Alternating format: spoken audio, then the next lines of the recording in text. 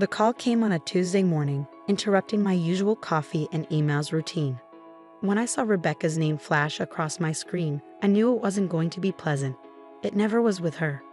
"Hello, Rebecca," I answered, keeping my voice neutral. "I've sold the house," she announced without preamble, her tone dripping with satisfaction. "The papers are signed, and the new owners move in next week. I hope you've learned your lesson about respecting your elders."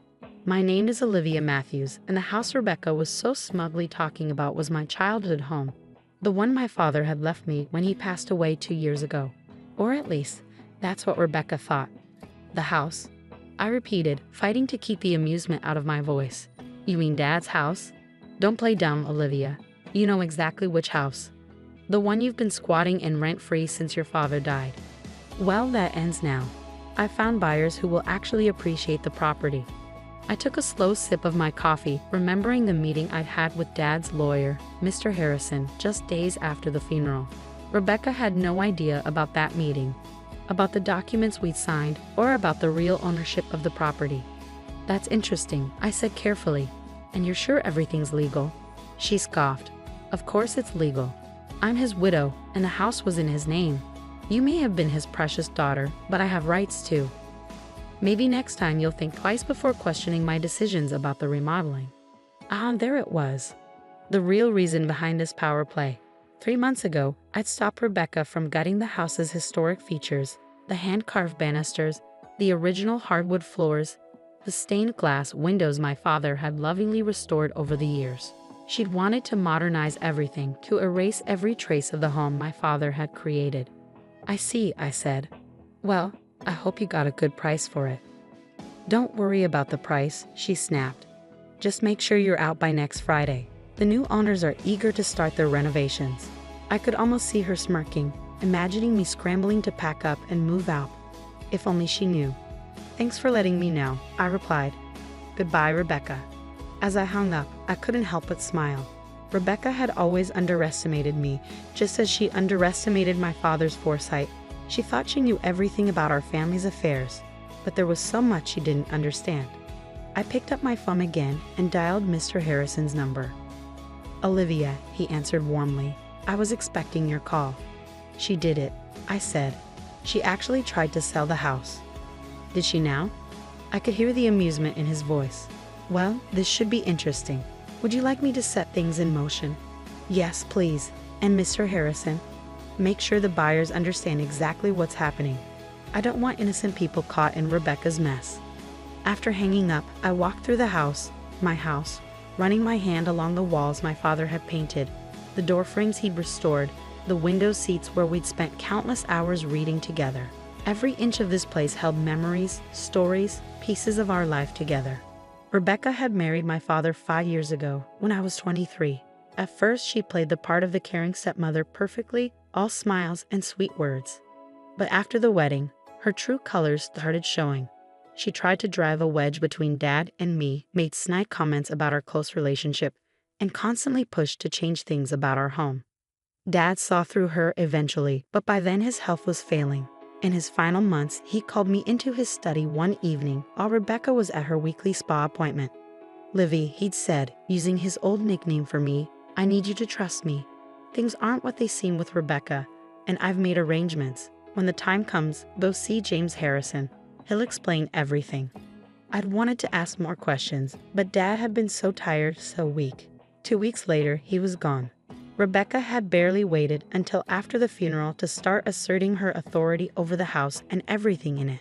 She'd moved my father's belongings into storage, redecorated rooms without consulting me, and made it clear that she considered herself the sole owner of the property.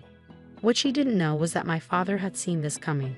The meeting with Mr. Harrison had revealed just how carefully Dad had planned everything. The house, despite appearances, had never been in his name alone. Through a series of legal maneuvers I didn't fully understand, he protected it, and me, from exactly this kind of situation. My phone buzzed with a text from Rebecca. "I expect the keys on my desk by Thursday. Don't make this difficult, Olivia." I smiled, typing back, "Don't worry, Rebecca. Everything will work out exactly as it should." She didn't respond, probably thinking she'd won. But the real show was about to begin. and I had front row seats to watch her carefully constructed plans fall apart. My father had always told me that patience was a virtue. Sometimes, he'd say, the best response is to simply wait and let people reveal their true nature. Well, Rebecca had certainly revealed hers. Now it was time for her to learn about mine. I spent the rest of the morning going through some old photos I'd found in Dad's study. There was one of us working on the house together, covered in paint and sawdust but grinning like fools. Another showed us in the garden he'd planted, surrounded by the roses he'd lovingly tended. Rebecca had wanted to dig up those roses last spring, claiming they were old-fashioned. I'd stopped her then, just as I was about to stop her now. My phone rang again. Mr. Harrison. The wheels are in motion, he said. The buyer's lawyer has been notified of the situation. They're understandably upset with Rebecca, but relieved they found out before money changed hands. How long until she finds out? I'd say by this afternoon. Their lawyer is drafting a strongly worded letter as we speak. Would you like me to be present when she receives it? I thought about it for a moment. No, I decided. Let her deal with it alone. She needs to understand exactly what she's done. As you wish, but Olivia, be prepared for the fallout. People like Rebecca don't take humiliation well. He was right about that. Rebecca had always been proud, always needed to be in control. Finding out that she tried to sell a house she had no right to, that she'd made a fool of herself in front of potential buyers, it would hit her hard. But then again, that was exactly the point. The fallout came faster than I expected. Around 3 in the afternoon, my phone exploded with notifications, multiple missed calls, and increasingly furious texts from Rebecca. What AVVU do you want? The last message read, all caps conveying her rage. I was sitting in the garden among my father's roses when she pulled into the driveway. Her Mercedes screeched to a halt, and she stormed out, waving what I assumed was the lawyer's letter. You conniving little witch, she screamed, her carefully maintained facade cracking completely. You knew about this all along. I remained seated, calm despite her fury. Knew about what, Rebecca? Don't play innocent with me. She thrust the letter in my face. The trust, the property transfer, all of it. You and James plotted this behind my back. No, I corrected her gently. Dad and Mr. Harrison arranged it. I just followed his instructions. Her face contorted with rage. Your father would never do this to me. This has to be a mistake. Actually, I stood up, brushing dirt from my jeans. Dad did exactly this to protect both me and the house. He saw through you, Rebecca. He knew exactly what you tried to do after he was gone. She took a step back, her designer heels sinking slightly into the soft garden soil. That's impossible. He trusted me. He loved me. Did he? I asked quietly. Or did he just let you think he did? The color drained from her face as the implications of my words sank in. My father, the man she thought she fooled completely, had outmaneuvered her from beyond the grave. The house was never in his name. I continued, watching her process each revelation. He transferred it to a trust years ago, long before he met you. I'm the sole beneficiary. You had no right to try to sell it. You're lying, she whispered, but I could see the doubt in her eyes. Check the property records, I suggested. They're all public. Dad made sure of that too. He wanted everything to be transparent when the time was right. Rebecca's hands were shaking now, crumpling the lawyer's letter. The buyers, they're threatening legal action. Do you have any idea how humiliating this is? Almost as humiliating as trying to throw your stepdaughter out of her own house. I countered.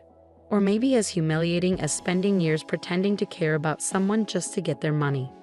She flinched as if I'd slapped her. You don't understand anything about my relationship with your father. I understand more than you think. Dad told me everything before he died, about the prenup you refused to sign, about the mysterious withdrawals from his accounts, about the men you met with while he was in the hospital. Her eyes widened. He knew. He knew everything, Rebecca. He just waited, watched, and planned. Like father, like daughter, I suppose. She took another step back, her expensive suit now stained with garden dirt. This isn't over, she threatened, but her voice lacked conviction. Actually, it is, I replied, pulling out my phone. I've recorded this entire conversation. Would you like me to add it to the file Mr. Harrison is building about your attempts to illegally sell property you don't own? For the first time since I'd known her, Rebecca was speechless. She stood there, surrounded by my father's roses, looking completely lost. I'll make this simple, I said. Leave. Leave the house, leave me alone, and most importantly, leave my father's memory alone.